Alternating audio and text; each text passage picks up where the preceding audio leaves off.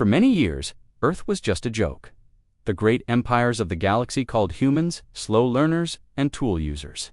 They laughed at Earth's small spaceships, weak weapons, and old technology.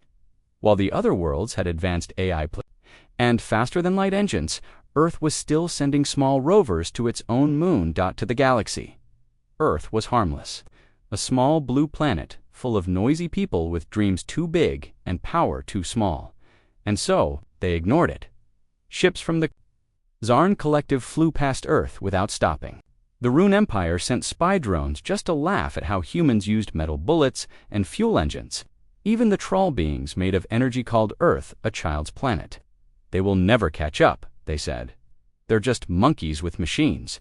But, deep under the clouds, in secret labs hidden in mountains and oceans, humanity was building something. Something terrible. Something no one would believe. They had stopped sending signals. They had gone quiet, and that silence was the first warning, the last signal one day. The Andari Republic picked up a strange signal from Earth. It wasn't a call for help. It wasn't even a message. It was just silence. All human radio waves had stopped. All broadcasts, all music, all chat. As if Earth had gone dark, the Andari thought Earth had destroyed itself. Primitive races often fall, said Commander Veek of the Andari. No need to worry, but some were curious. They wanted to see what had happened. So, a small scout ship was sent to orbit Earth. It didn't return. The laugh before the fear high above Earth, a trawled diplomat ship, hovered silently. They came to take one last look before Earth faded into dust. Captain Drax of the Trawl stood on his bridge, watching the planet below. He laughed. Poor humans, he said. Their little fire is gone. But then, something strange happened. One of his crew shouted, Sir, the moon dash it, ... It's gone. What do you mean, gone? The crew pointed at the screen. The Earth's moon visible only seconds ago was missing. There was no explosion, no flash, no sound. One moment it was there, the next, it WASN, single quotes. Captain Drax stood frozen. How can a moon vanish? No one answered. Fear begins to spread soon. Other ships in nearby systems reported strange things. A massive ship, blacker than space, seen only for a second before disappearing. A mining drone near Mars that sent out a final scream before silence. Gravity shifting in ways no alien tech could explain. The galactic leaders met in panic, said Earth had finally died. Others believed something new had risen. The Rune Empire sent a fleet to investigate. They never came back. The hidden ship the galaxy was now silent about Earth. The laughter stopped. No one wanted to talk about what they saw. Ships refused to go near the solar system. Star maps began marking Earth with a new symbol. Danger. Do not approach. But one message still came through. Captured by a deep space listener on the edge of the Tellery system, it was a voice. Human.com/cold. We watched you laugh. We watched you mock. We remember. That was all. The message was sent only once. It bounced across 11 star systems before vanishing, but everyone heard it and no one laughed again. The beginning of Fear Something had changed. Earth, once weak, had become unknown. Some said it was an AI. Others believed Earth found ancient alien tech buried deep in the planet. A few whispered that humans had made a deal with something dark. Something older than stars. No one really knew, but they all agreed on one thing, that Warship should not exist. It could bend light, break gravity, and erase moons without a trace. It didn't show up on sensors. It didn't need engines. It made no sound. It just appeared. And vanished, and the galaxy was afraid. The Rune Empire was not afraid of anyone. They ruled over 50 planets and had the largest fleet in the eastern arm of the galaxy. Their warships were strong, fast, and deadly. So when smaller empires started whispering about Earth's strange silence and the missing moon, the Rune didn't. Believe it, a moon can't just disappear, said High Admiral Jarn of the Rune Navy. It's human weakness. Always was. Always will be. But he still sent one of their scout cruisers, our NES Blackstorm, to the Sol system. Just to confirm, it would be a quick mission, or so they thought. Arrival at the edge of the solar system, the Blackstorm jumped out of hyperspace near Neptune. The crew laughed when they saw Earth's star glowing in the distance. Look at that little blue dot, said Ensign Drox. Still using fire to cook, I bet. Everyone laughed. But the laughter didn't last long. Their ship's sensors were acting strange. The magnetic field was twisting. Gravity was unstable. Something was wrong. "Is there a black hole nearby?" the pilot asked. "No," said the science officer. "There's something pulling us, but there's no planet here." Saturn's new shadow, the black storm, moved closer to Saturn. The rings shimmered beautifully, as they always had. But today, there was something else. Another moon, at least. That's what it looked like. "That's not on the star charts," the commander said. "Saturn doesn't have that many moons." The new object was dark, almost invisible, and shaped too perfectly. It wasn't a rock. It wasn't natural. It looked like a ship, but bigger than anything they had ever seen. No signals, no heat, no movement. It just floated there like a ghost. Contact attempt. They tried to send a message, a peaceful one. "This is RNS Blackstorm of the Rune Empire. We come in peace. Please respond." No answer. They tried again. No response. Suddenly, the stars began to shift. No, not the stars. Space itself was bending. The nearby moons began to shimmer like reflections in water. Then one of them tightened, started to vanish, not explode, not burn, vanish. "Record everything," the commander shouted. "This isn't natural." The crew watched in horror as Titan faded out of existence, as if it had never been there. One of the officers whispered, "That's not a weapon, that's a god." Escape attempt. The Blackstorm turned around. They activated hyperspace jump. Engines charged, but nothing happened. "No jump," the pilot yelled. "Something's holding us." Then a voice echoed through their ship. It wasn't through speakers. It came inside their heads.com. "Human, cold. You wanted to see us. Now you have. Tell the galaxy we are awake." The ship shook. Lights went out. Crew members collapsed, screaming about shadows, about voices, about eyes in the void. Then, just as suddenly, everything went quiet. The Blackstorm found itself far from Saturn. No warship, no strange gravity, but Titan was still gone. The message. They returned to RuneSpace. They sent the recording to the Empire's High Council. The images shocked everyone. A new moon near Saturn. Titan disappearing without a trace. A voice that reached through minds, not machines. High Admiral Jarn stared at the report for a long time. No one in the room spoke then. Quietly, he said, "We have awakened something we cannot understand." Galaxy reacts. News of the event spread fast. The Andari Republic declared Earthspace a no-fly zone. The Troll Empire began building shields around their star systems. Even the mighty Zarn Collective paused their war campaigns. Everyone remembered how they had mocked Earth. And everyone started to ask the same question. What did humans build, and why did they hide it until now?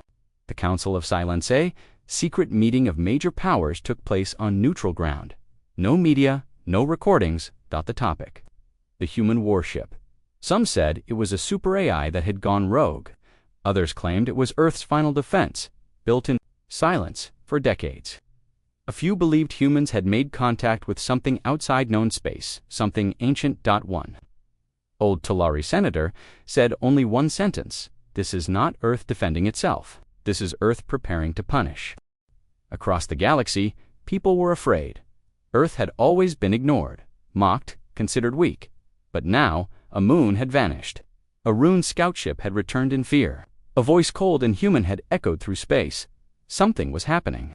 Many alien empires thought it was a one-time event. They told themselves Earth's power was limited.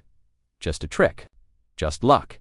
But then came the signal, the one they now call the Black Signal. The first detection on the edge of the Krell system. A science station picked up something strange. It wasn't a wave or a message. It was silence, but heavy. Thick. Wrong. First, the scientists thought it was a natural space noise. But then, their computers began to fail. Systems crashed. Lights flickered. Robots shut down one by one. They tried to reboot everything. Then came the sound. A low, humming tone. And then a voice. "Calm, human. We asked for peace. You gave us laughter. Now, we send silence." And with that, the entire station went dark. Only one message reached the galaxy from that system. It's not a signal, it's a weapon. The AI collapse in many star systems. AI-controlled satellites, drones, and ships began to act strangely. Some spun in circles. Others froze mid-task. A few turned against their creators before shutting down. One thing connected all the failures. They all received the same strange signal right before it happened. Black data, encrypted human code. No one could read it. Every attempt to decode it ended in system failure. Even the most advanced AI minds couldn't understand it. The Troll Empire, known for their intelligent AI armies, was the first to panic. Their prime AI Vorx-9 crashed after only 10 seconds of hearing the black signal before it died. It said one sentence. It speaks in old code, before language, before light. Panic in the Galactic Council. The Galactic Council called an emergency meeting. Ambassadors from over 200 species arrived. Some were afraid, some were angry. A few were in complete denial. "We need to stop Earth now," said the Zarn commander, "before it's too late." "With what?" replied the Talari envoy. "They are still just humans." "No," the Andari representative said softly, "not anymore." For the first time in history, the Galactic Council could not agree because no one understood Earth anymore, and the black signal kept spreading. Earth's silence still. Earth said nothing, no official message, no demand, no reply to any calls. Satellites. Watching Earth saw something terrifying. From orbit, the planet looked normal, but all human cities had darkened. No lights, no noise, no movement. The oceans moved strangely large waves, circling the globe, as if something huge moved beneath the surface. And in Earth's orbit, the shadows continued to shift. No warship was seen, yet sensors showed gravity waves stronger than a star's. Something was hiding, watching, waiting, a deadly test. The Rune Empire, still angry, sent a fleet to test the black signal. They launched a fake AI-controlled ship into Earth space. Planning to record what happened, the ship entered Earth's system. Nothing happened for 10 minutes, then the black signal hit it. The ship shut down immediately, not destroyed, disassembled piece by piece. It broke apart with every metal part floating in space. Cleanly separated, as if taken apart by invisible hands, the data was sent back to the Rune. A final image showed words written on the inside. "Hull, we see you. We know your machines. We know your thoughts." That message was not from the Rune. That was human writing. The signal spreads within weeks. The black signal was everywhere. It didn't kill planets. It didn't destroy fleets. It simply whispered through space, touching machines, warning minds, planting fear. Many AI systems began refusing to go near Earth. Even some advanced translation units broke down, whispering strange phrases like, "The code returns. Earth speaks in silence." What was forgotten has risen again. No one knew what it meant, but they all knew the same thing. This was not human tech. This was something older. Something Earth had awakened or built without anyone watching. Mars had been quiet for years. Mining teams from Earth had once dug deep into the red planet, searching for rare metals and energy crystals. But those missions ended when Earth went silent. The stations were closed. The workers left. Only one station remained, Station Eco 7, a small base hidden under the Martian surface. It had a few robots, sensors, and 3 human workers doing routine checks. But on day 47 of their mission, something changed. A strange shadow technician, Riley, looked at the sky from the station's observation dome. The Martian sky was dark red, filled with dust and silence. But then he saw something move at first. He thought it was a cloud, but Mars didn't have clouds like that. It was too big, too black, and it wasn't moving with the wind, it was moving against it. He called out, "Commander, something's above us." Commander Lena came running. They watched the screen. A shadow passed slowly over the ground, wide, smooth, and perfectly round. But there was nothing on radar, nothing in the sky, just a shadow. With no source, system failure. Suddenly, the lights in the station flickered. The computers buzzed. One by one, the mining robots outside stopped working. Riley tried restarting the systems, nothing. Then they heard a voice. Not through the speakers. Inside their heads, it whispered, "Why do you dig where you were told not to?" Lena's hands began to shake. "We're not digging," she whispered. "We're just checking old systems, ... The voice responded, "Lies. You woke what sleeps. You dig into silence." Then everything went black. the final transmission before the station shut down. Their last camera recorded a single image. It wasn't clear, but you could see something. Standing on the rocks near the station, it looked like a ship, but also like a creature. Massive, tall, covered in black plates, no windows, no lights, no sound. It didn't walk, it floated, and behind it, hundreds of smaller dark shapes began to rise from the red dust. The image glitched and then vanished. The only words spoken before the feed died came from Riley, who whispered, "We were not alone under Mars." Then silence, galactic reaction. Footage from Mars was picked up by an old satellite. It made its way through secret networks and reached the Galactic Council within hours. Panic spread. "They have multiple war machines," said one council member. "No," said the Troll advisor, shaking. "They were not machines. They were something else." Some believed Earth had built an army underground. Others feared that something ancient had been buried on Mars, and the humans had activated it. And still, Earth said nothing. No message. No warning. Only silence. The disconnected past-hold alien historians began searching records thousands of years ago. Before even the oldest empires existed, there were stories of a silent species race that never spoke but controlled black ships. An impossible tech, the stories claimed. This race was destroyed in a war, near a small blue planet, a planet with one moon, a planet called Earth. The scholars looked at each other in fear. Did humanity find them? Or worse, one said, did they become them? The Talari experiment, the Talari, desperate to know the truth, sent a remote-controlled drone to land on Mars. It flew fast. It was small. It had no living crew on Lee sensors and cameras. When it reached Mars, everything was normal at first. Red, dust, empty rocks, no signals. But as it approached Station Eco 7, the signal went strange. The cameras turned black. Not dark black, like nothing existed. Then something reached through the drone's system and sent a single message back to the Talari ship, a human voice. Calm, cold. You are not welcome here. The drone exploded. The new law was passed across many systems. No ship shall enter Sol system. No probe, no message, no scan.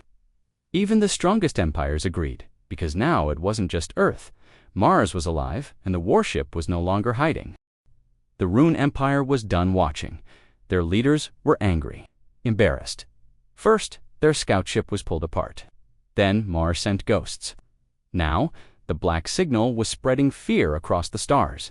They didn't believe in stories. They believed in war. And so, the Rune sent a full battleship, the Vengeance class, warcruiser Gorax toward Earth. Their mission was clear. Enter the solar system. Gather proof. Return. Simple. But Earth was not simple anymore. Approaching the danger, Zone Captain Malrex stood on the bridge of the GORA-X, watching Earth grow larger on the screen. His crew was nervous, but he wasn't. They're just humans. He said, "Let's remind the galaxy who rules space. They passed Jupiter without issue. The red planet floated quietly then. They moved past Mars. The scanners picked up something strange. Station Eco 7 was gone. Not destroyed, missing, like someone had erased it from existence. Still think they're weak," whispered his second -in-command. Captain Malrex didn't answer. The pull begins as the ship neared Earth. Their speed slowed. No engines had been changed. No commands given. But the ship's velocity was dropping fast. "Sir," said the pilot, "something is pulling us." "Activate counterthrust," Malrex ordered. The engines fired, but it didn't help. Instead of stopping, the ship was being pulled backward. Not toward Earth, but toward something. Behind them, they turned the cameras to look. There was nothing. Only stars, only blackness. But the gravity was real. Stronger than anything they had ever felt. "Where is it coming from?" the pilot shouted. "No planet," said the science officer. "No mass. Nothing there," but he stopped mid-sentence. The radar picked up a sudden shape. Big, silent, moving. And then the stars disappeared. The warship appears it didn't arrive with lights or noise. It didn't fire. It didn't send a signal. It just appeared, a black shape. Too big to be a ship. Too quiet to be alive. Its surface looked like a shadow made of metal. No engines, no windows, but it moved against the laws of physics. The crew stared at it in silence. "What is that?" whispered. The weapons officer. The ship didn't answer. Instead, it turned, slowly, toward the Gorax, and the crew felt something they had never felt before. Hopelessness. Trying to escape Captain Malrex gave the order, full power. Jump to hyperspace. The ship's AI prepared the jump. The countdown began. 3, 2, 1. But nothing happened. Jump failed, the AI said. Unknown force detected. The ship tried again. Still nothing. And then all power dropped. Screens turned off, lights faded, weapon systems shut down. The engines died. The Gorax, one of the Rune Empire's most powerful ships, was now dead in space. And the black warship kept getting closer, the eye in the dark, than it happened. From the center of the warship, an eye opened. It wasn't made of light. It was a swirling, golden shape, like a sun trapped inside metal. It looked directly at the Gorax, and suddenly, everyone on board heard a voice. Inside their minds, "You mocked us. You hunted us. Now, you will drift." As we did. Then the ship began to shake, but not from weapons. From time clocks on board started spinning wildly. Metal aged and cracked. The crew screamed as years passed in seconds. Then silence. Aftermath, a rescue drone found the Gorax 3 hours later. Floating near the edge of the solar system, no one responded. The drone sent a scan. The ship was empty, no crew. No bodies, no heat. But everything inside had aged 10,000 years. The seats were dust. The walls were rust. The weapons were fossils. Only one thing remained untouched. A message scratched into the metal floor of the control room. We should have never laughed. Galaxy in shock. The footage spread fast. No empire could ignore it now. The Rune Empire went silent. No more threats. No more laughter. The Galactic Council met again, and this time they all agreed. Earth is no longer to be touched. But the question still remained. Who controls that warship? Was it the humans, or was something controlling them? The galaxy waited in silence. After the Rune warship Gorax was found aged 10,000 years. Its crew vanished. No one dared send more ships to Earth. Satellites around Earth space were shut down. Scanners were turned off.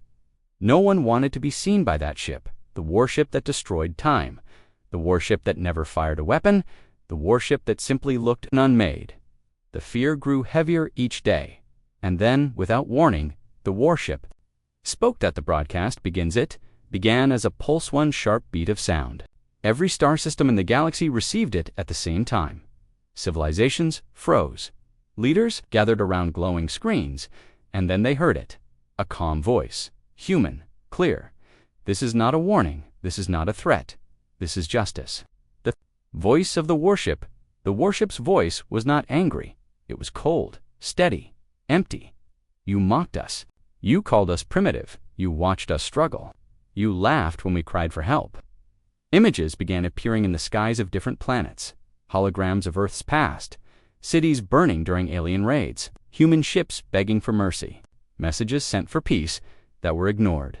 And then, silence. You thought we were too weak to rise, but we learned. In silence, in the dark, the message continues. The voice grew quieter, more dangerous. You used machines to fight your wars. We used pain. You had codes and systems. We had memory. You forgot us. But we never forgot you. The warship wasn't just a machine. It was a message. A warning written in black metal. And now the galaxy was listening. How they didn't know. One really knew how humans had built the warship. But now, the voice explained. We studied your weapons. We studied your failures. And then, we made something you could never understand. It was more than technology. It was a weapon made of time, thought, and memory. Forged in silence, powered by anger, you fear what we have become, the voice said. But you should fear what we remember. A choice is given. The voice faded, then returned with new words. We do not want war, but we will not kneel. We do not seek your destruction, but we will not forgive again. And finally, the voice gave the galaxy two choices. Accept peace under Earth's watch. Continue mocking and face what comes next. You have seen what happens to those who test us. You know what silence means now? Then, the final line. Choose while you still can. Galaxy in chaos, the galaxy split in fear. Some empires, Telari, the Andari, the smaller trade, Worlds agreed to peace. They sent messages to Earth, saying, "We are sorry. We respect your strength." Others, like the proud Zarn and the broken runes, stayed quiet. But they were not planning peace. They were planning revenge. And Earth knew it. The warship moves for the first time since it appeared. The warship began to move across the solar system. Not fast, not loud, just steady. It passed Neptune, then Saturn, then Jupiter. And with each step, stars dimmed, sensors stopped working, ships turned back, because the warship was watching. The Zarn Empire was known across the stars for one thing: war. They had crushed 18 civilizations. Their fleets were massive, their soldiers born in tanks, and their weapons could break planets in half. When the human warship gave the galaxy a warning, most listened, but the Zarn did not. They called Earth's message a trick, a bluff, a joke. Now they wanted to prove it. They prepared the largest fleet in their history, and they sent it straight toward Earth. The Zarn Armado, over 3,000 ships, battleships, carriers, missile destroyers, gathered near Pluto. They surrounded the solar system like a wall of steel. The galaxy watched in fear.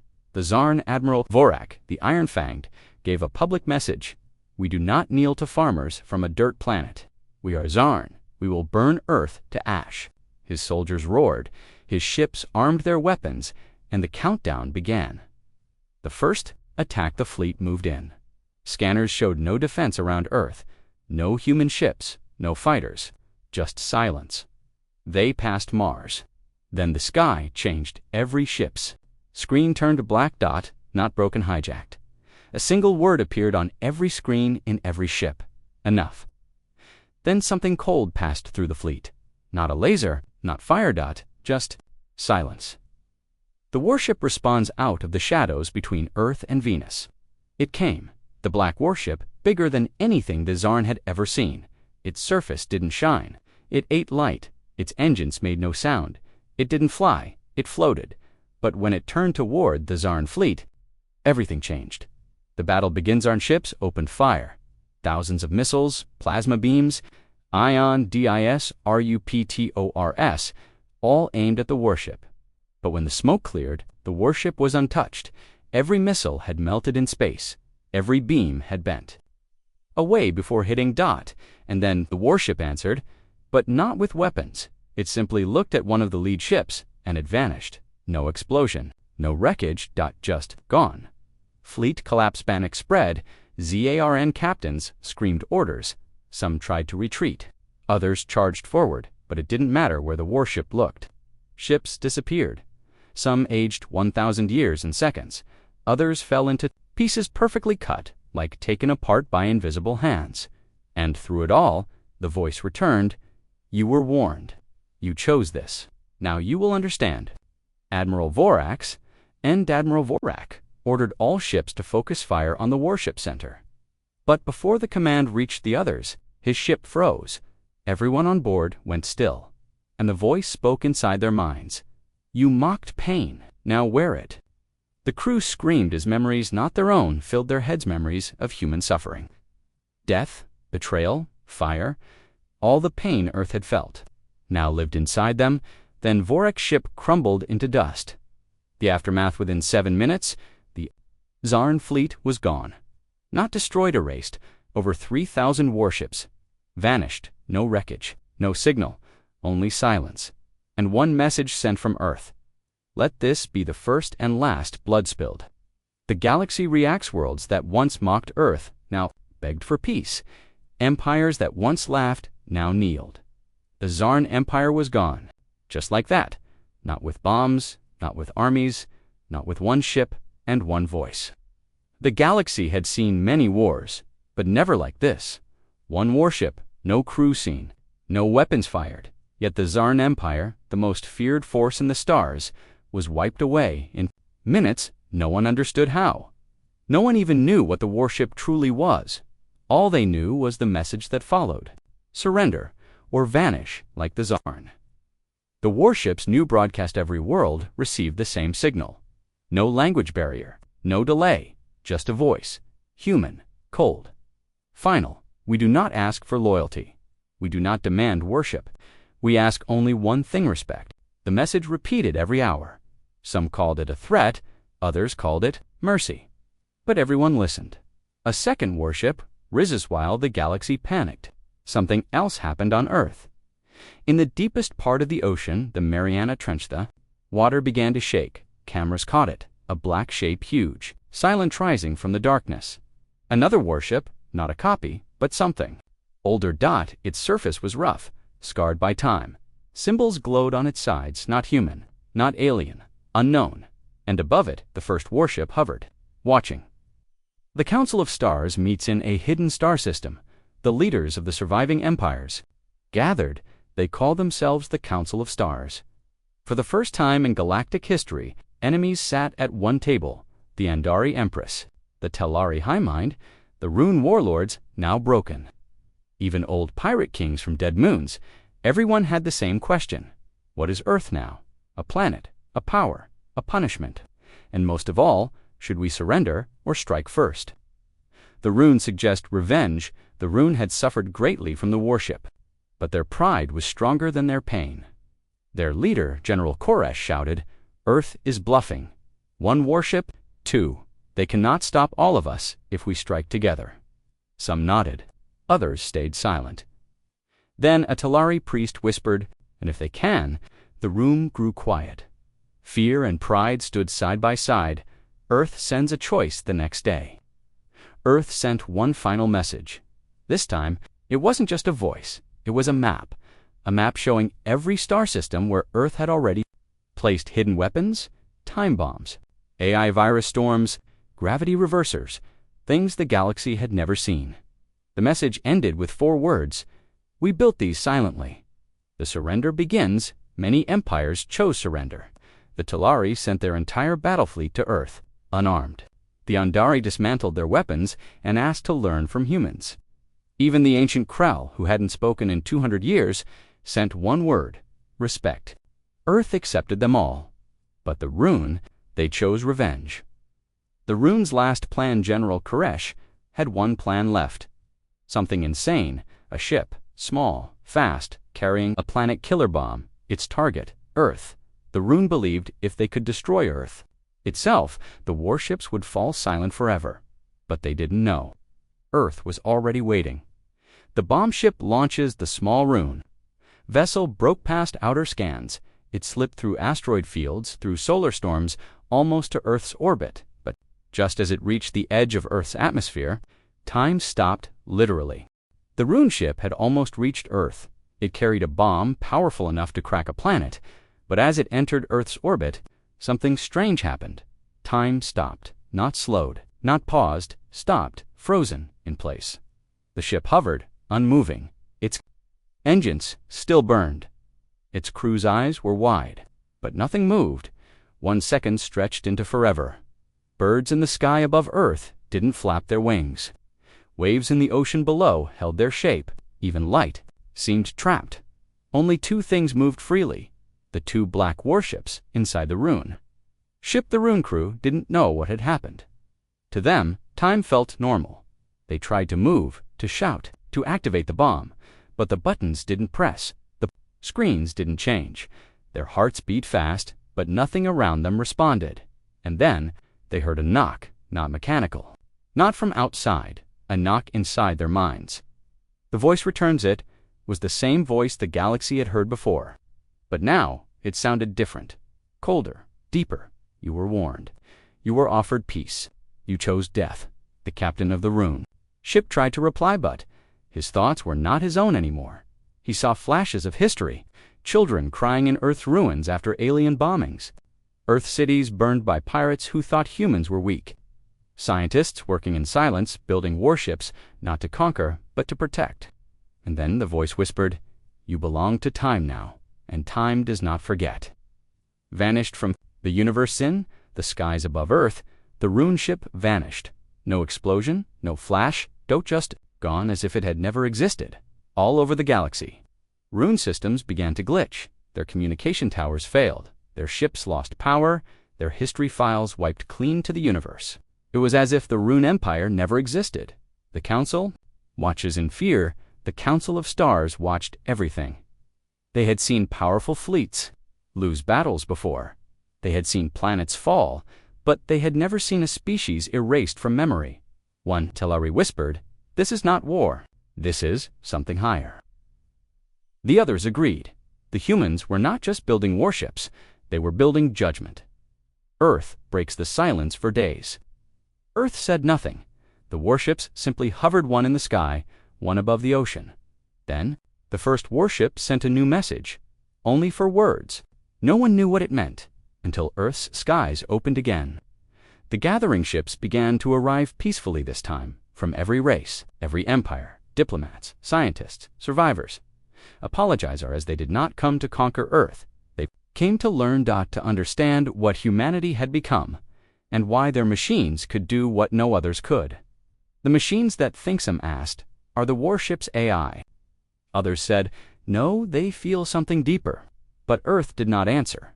Instead, they offered the galaxy a choice. You can help us shape the future, or you can stay behind. There will be no second warning. Some agreed, some left, some watched in silence, unsure. The galaxy had changed forever. Once Earth was a joke, a weak planet, a forgotten species now. Earth was something else, feared, respected, silent, powerful. One warship had destroyed an empire. Two had frozen time. And now, the galaxy waited. Waited for what Earth would do next, peace or power. In secret chambers across the stars, leaders asked the same question. Will Earth rule us? Will they build more warships?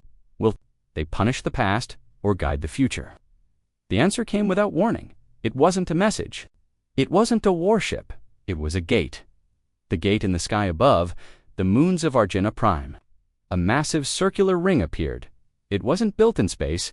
It was folded into space, like a page turning inside out. The gate had no engines, no power lines, but it glowed. A soft blue light pulsed through it. Earth called it the Unity Gate. And then Earth sent one simple broadcast. Those who seek peace come through the gate. Those who seek war stay away. We do not force, we only open the path. One by one, they entered that first. No one moved. Then the small planet of Viru sent a ship. It passed through the Unity Gate and disappeared. 10 minutes later, a message came back. We are safe. Earth welcomed us. They are not gods. They are guides. They showed us a future we never imagined. Soon, more followed. Telleri healers and Dari builders.